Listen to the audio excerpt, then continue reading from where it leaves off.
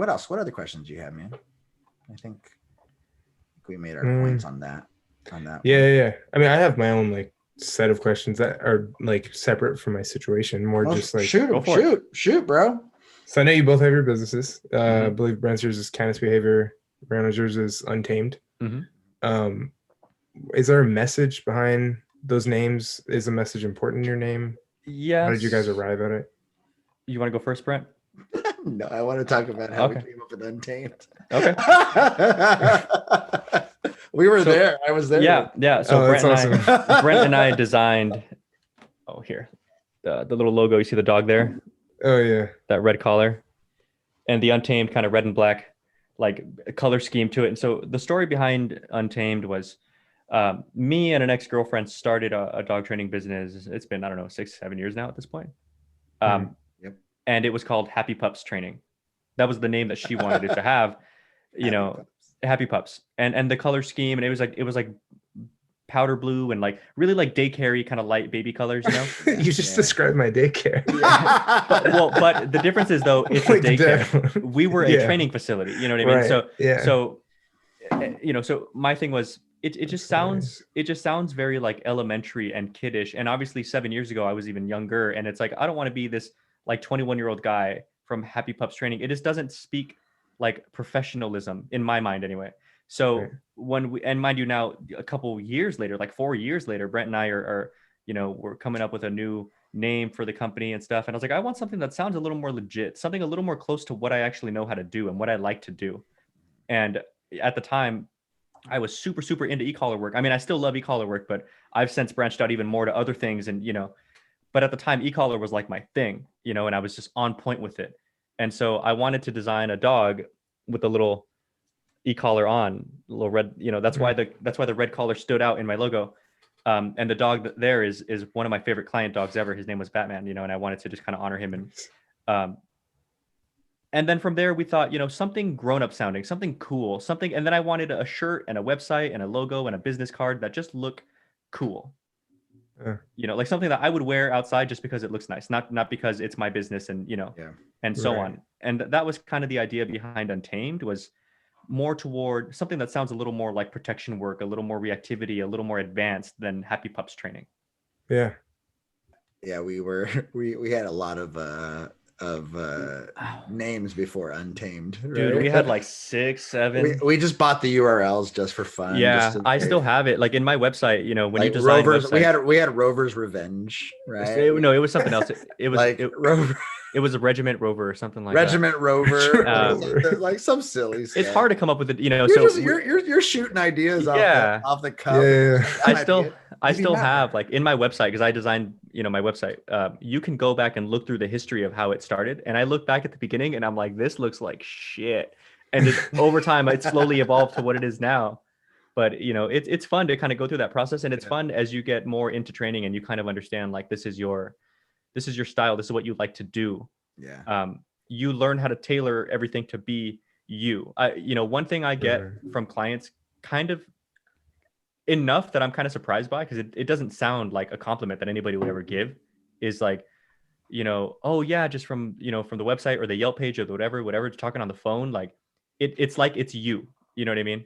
And I type people written homework for private lessons, and I send them homework in a PDF file, and they're like, I love the compliment if somebody can read your words and it sounds like you saying them. It's not just some, something being typed out. It feels personal. Exactly. So that I think you'll learn as you kind of find your identity as a trainer.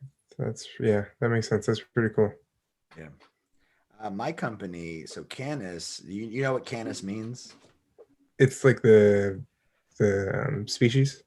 Huh? Yeah, it's Latin for dog. That's ultimately what it is, right? So I was just so sick and tired of the word canine. So tired of it. Every dog trainer was canine this, canine something, canine this, canine, and whether it was the letter K and the number 9 or whether it was the word canine, I was just tired of it. It was canine and everything. And coming up with a business, I was just like, fuck this. I'm gonna be like Apple.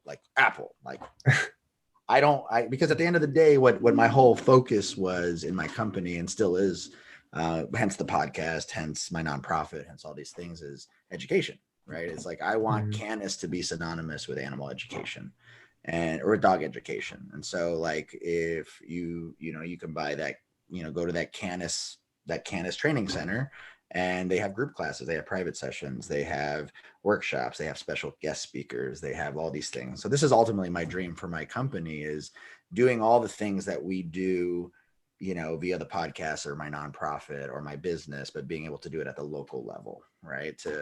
I want education to be the key. And so Canis, being Latin, sounded more academic, right? And I was over the canine thing. And so I was like, Canis familiaris, Canis lupus, Canis, all these things.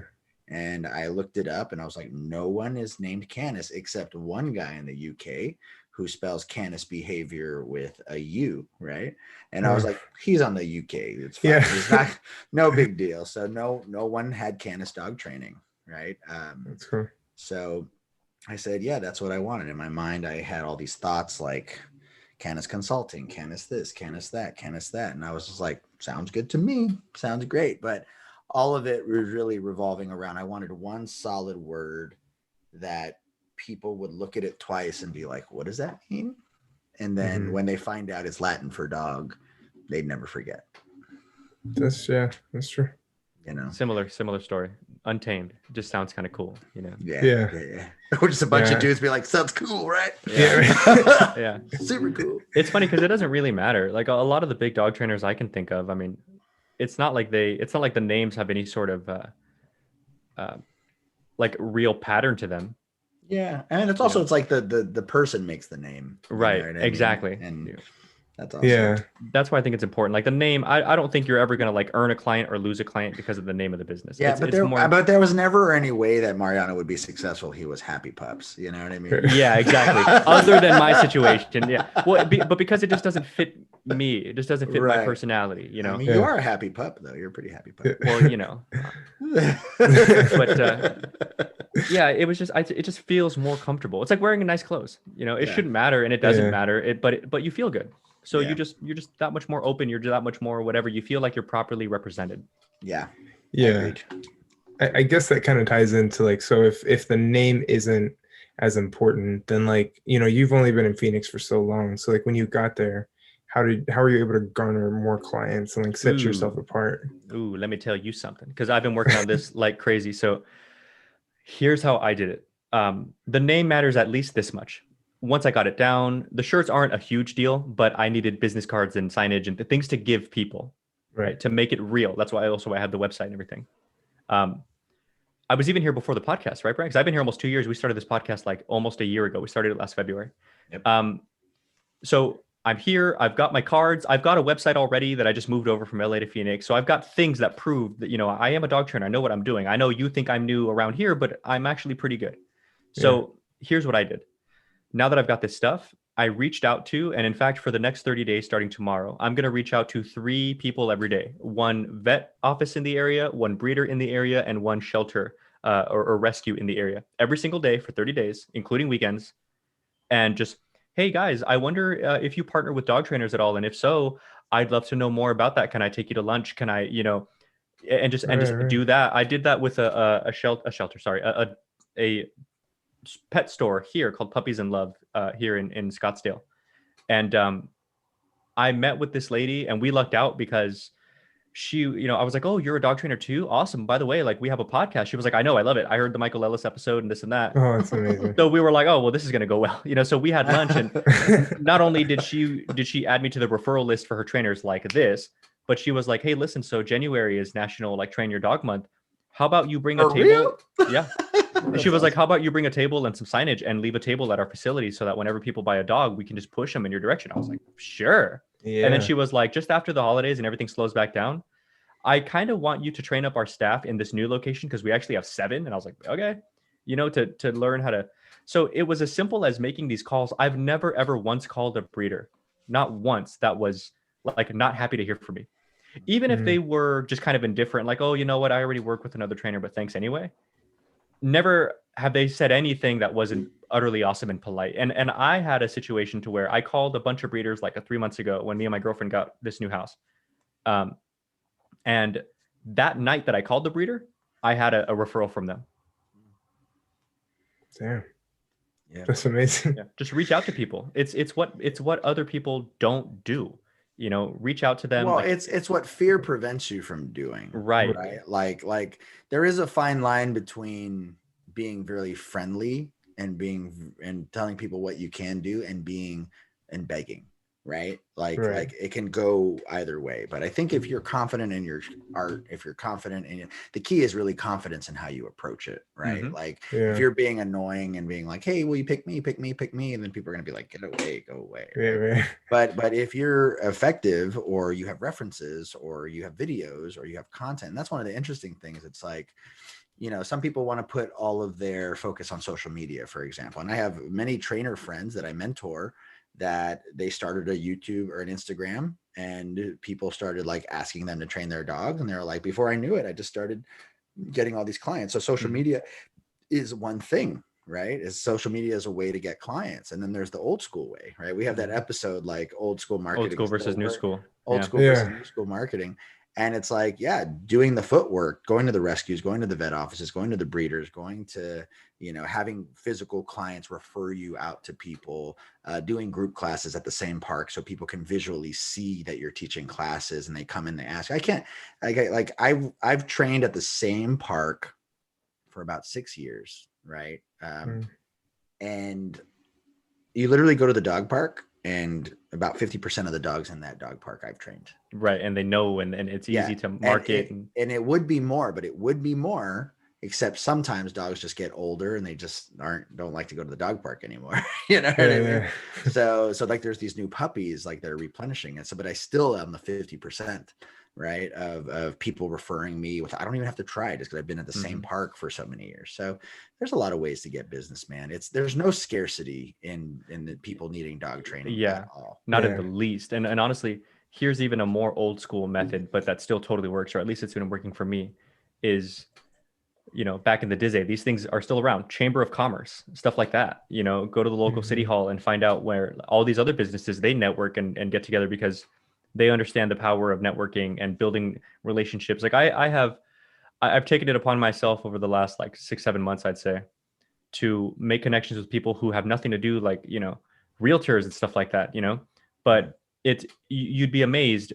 You make the weirdest connections. Like I have a realtor friend who just called me the other day, and he was like, hey, listen, so I've got a friend, her name is, you know, whatever. And she owns this dog daycare right here in Phoenix. Like, how about, you know, on Wednesday before our chamber lunch, we go get some coffee and we take her one, and I'll introduce you to her. And then you talk to her about training, because they don't have a trainer anymore. And maybe she'd consider contracting out and stuff like that. And it's as easy as that, you know, and it's so nice because, you know, you get to utilize people for all the different facets of, like, maybe she'll refer me clients. Maybe she has some insight that we'd like to have her on the podcast, maybe whatever. Like it all just depends, you know? But I would say just Google breeders in the area, Google shelters in the area, call them. Hey, listen, I'm a dog trainer. I wonder if you guys partner with them. I'd totally be willing to like have you vet, you know, go through my website, whatever, like, cause they want to make sure that you're good and you know what you're doing. Or some shelters and stuff like that only do like positive or whatever the case. So make sure that you guys like mesh. And if that's the case, then get going. The first thing I did here in Arizona was, I work with about 70 something rescues, because I've got I'm an executive board member of a foundation here. But outside of that, I work more personally with rescues in the area. And you remember Winston and Winnie, Brent? I take feral dogs. Ferals, and domesticate them, train them, socialize them, then send them out for the rescue. And it's heavily discounted, of course. It's a rescue, it's a nonprofit, but they help me get clients. It's totally worth my time. And while I'm at it, and you get to give back, like right. And you get to give back. Real, like, you know, right. And the cool thing is too, because these dogs have such crazy pasts, I keep them forever. Like I trained Winston and sent him out. It's been a while now. I just had him back because the dad left town for Thanksgiving, you know, like, and he trusts me to board him and stuff like that. So, and same thing with all the others. You know, I've got one right now that I've got back for a few days. Dora, I don't know if you never met Dora, but it's really cool. And even while you're at it, before you earn anything from it other than helping these dogs, you've got content, you know, just record and train and do your thing and put it up and explain and blah, blah, blah.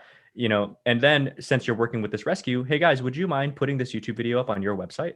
Would you mind helping me promote this and this? When I post something on Facebook, would you just be so kind as to just share it for me? Just asking. Yeah. Easy. I think there's a point in your career, right, when you know you are effective.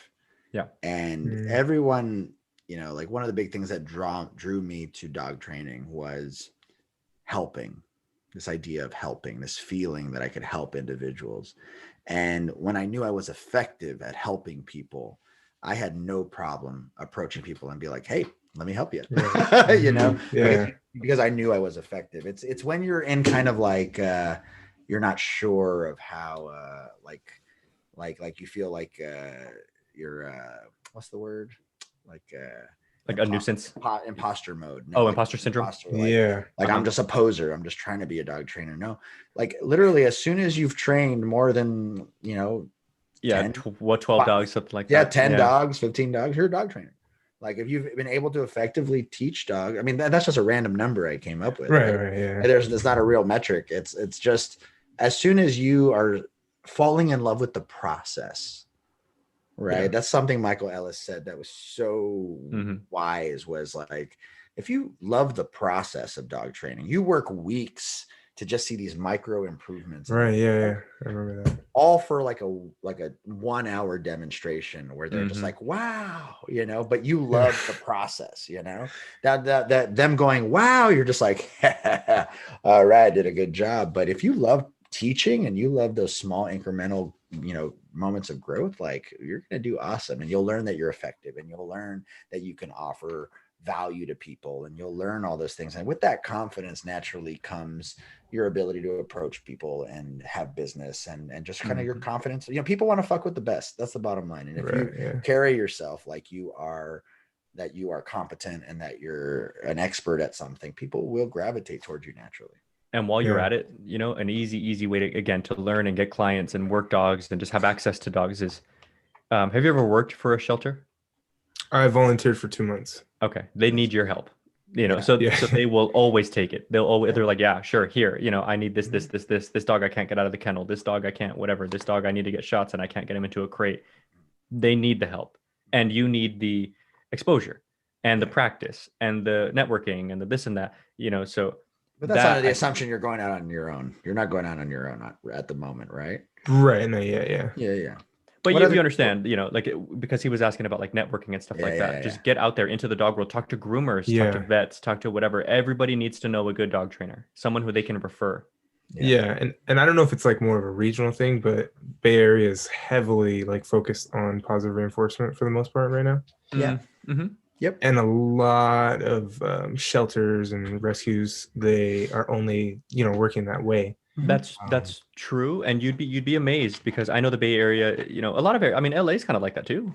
But I mean, Phoenix kind of like that too. You know, it's more, I think it's just anytime the like millennials, like we're ideologues, like everything we want things to be the ideal way of doing something. And I think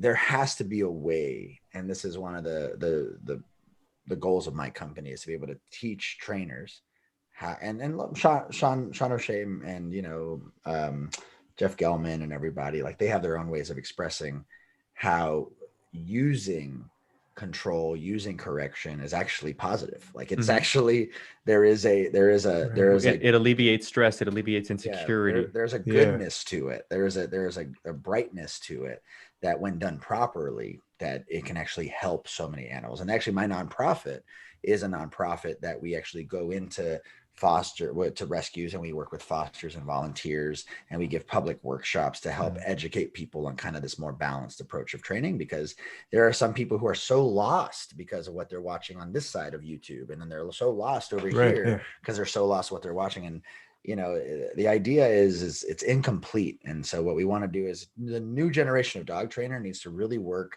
on giving a complete story of dog training. And the only way that you can give a complete story is if you're shown the complete story. Yeah. And the secret to this whole thing is it's really not that hard, because they want to learn. Like, keep in mind, you know, because here again, same thing. And I think rescues everywhere, just in general, rescues attract like bleeding hearts, and and God bless them, they really want to help these dogs and everything else, but because they're like bleeding hearts, they don't want to correct the dog or cause the dog pain or whatever the case. Right. But it's really not that hard to be like, I take on dogs and I train them with whatever they need, prong, e-collar, you name it. And it was as simple as the director of one of the rescues for Winston, actually, she came and met with me and was like, oh, you're going to be doing e-collar? Because he's a feral. So mind you, that thing was like, he was super fearful and, and I was like, yeah. And she was nervous about it. I could hear it in her voice. And it was as simple as like, hey, come over. You free Saturday? Hey, come on by. I'd love to show you what I'm working with. I'd love to show you this, and this. And she gets there and she's like, oh, he looks like really good. I'm like, I know, right? So, trust the process. And they want the guidance. They just don't know that, but show them that the work happens. I think what we talked about with Sean O'Shea, and probably everybody else too, now that I think about it, definitely, sorry, buddy, I'm forgetting your name. No, not Tyler Muto, America's Canine Educator, Tommy Davis. Oh, Tommy Davis. Yeah. Sorry, Tommy. So one thing that we really talked about with him was, it's funny how in today's day, Brent's right, the whole like ideological aspect of things has gone through the roof. It's even to the point now where like people expect you to get your baby's permission somehow before you change their diaper and shit like that. That's not a joke. Right. That's super extreme. Not a joke. Yeah. But there are some people out there who honestly believe that. But at the same time, why the hell is e-collar so popular right now then? Yeah. Because while the idea of never having to say no, never having to be mean or hurtful and whatever with your dog sounds awesome, YouTube is a thing. And I can show you proof after proof after proof. So you can say this, and this. Brent and I, between us, have probably trained, I don't know, hundreds of untrainable dogs that were destined to be put down or whatever the case, because there's nothing else anybody can do. So once you show, there's kind of no arguing. You know what I mean? Yeah. So it's like, I get it. I get why you're nervous. I think it's awesome. I love food work too. I feel you. This dog, though, did amazingly well with the e-collar. So there's just nothing I can ever say about it that's bad. It worked. It saved his life. It got him a home. Exactly. So get comfortable with that, but that'll come with experience, I think too.